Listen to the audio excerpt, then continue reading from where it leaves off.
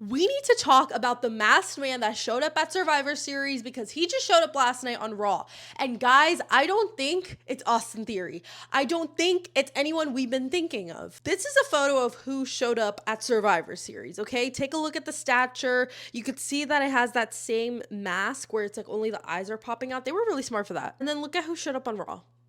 Maybe it's just me, but those look like two completely different people. Now, if you guys remember down in NXT a couple months ago when Lainey Reed did this similar thing to attack Lola Vice and cost her a title match, then you would know that they used a body double because she was still injured. And then when she came back, she revealed it was her.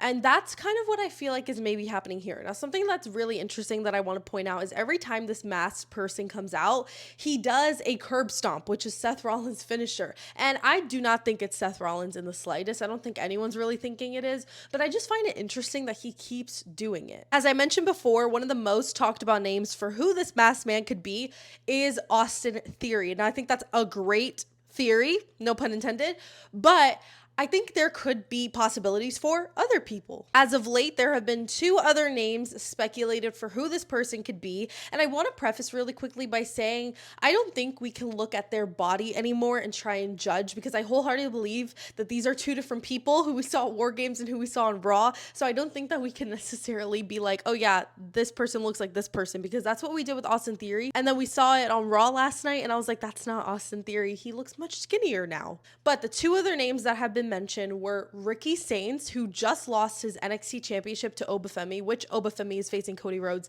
this Saturday at Saturday Night's Main Event. So it could be Ricky Saints.